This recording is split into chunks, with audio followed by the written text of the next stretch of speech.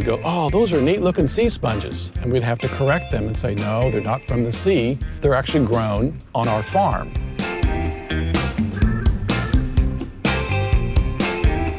I'm Nathan Pauls, and my wife Sherry and I, we grow Luffa sponges here in Reedley, California.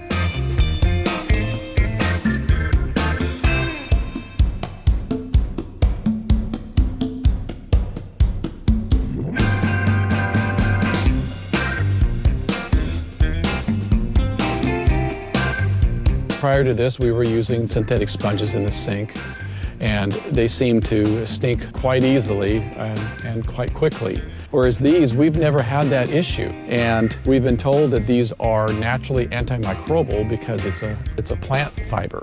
95% of the people did not have any clue what we were selling. They'd walk by our booth and go, oh, that's funny looking bread.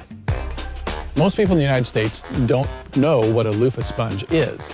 Except maybe the nylon puff that you can get in the store or something else like that, but that's synthetic. Well, Luffa sponges, up until about World War II, were the most popular sponge in the United States. And they were being imported from Japan. And when Pearl Harbor happened, that kind of ended the sponge trade with Japan.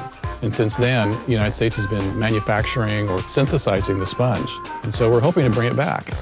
We got started on a fluke. My wife is a school teacher, and years ago, one of her student teachers brought her this, I'd called it an ugly gourd. She brought it home, and I said, well, what is this? She goes, I don't know. I thought, you know, I don't know what it is, have no clue, but I'll plant a few seeds. And we grew about 100 plants. We were giving them to friends and family, and everyone loved them. And so the next year we thought, you know what, maybe we can try to make a business out of it.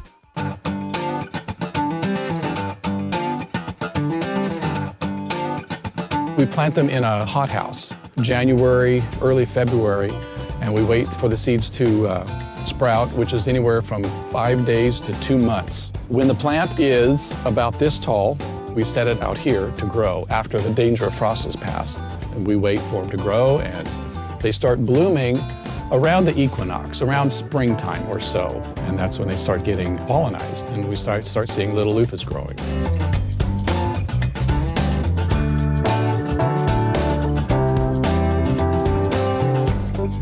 When the gourds are hopefully like this, but we may pick them when they're like this, we'll claw through the vines, and whenever we see one, we'll clip it with a clipper. There's about a month to a month and a half time period that we go through every few days, searching for more gourds that have turned color.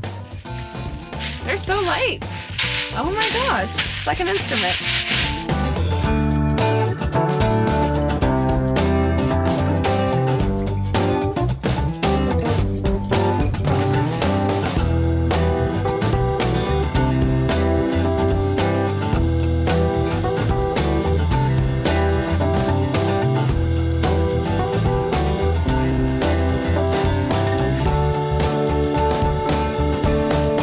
Open it up, and we have ourselves a scrubber. You can have the heavy-duty part on the outside, and if you want to have just medium-duty scrubbing, you can roll it up, and you've got it this way. It's been a lot of fun trying to figure out how to actually grow a loofah to maturity and grow one that actually would produce a decent sponge. Sherry and I and Jessica, we just love doing this, and we love the fact that people are so surprised at our product and how we grow it. It's raining loofah seeds!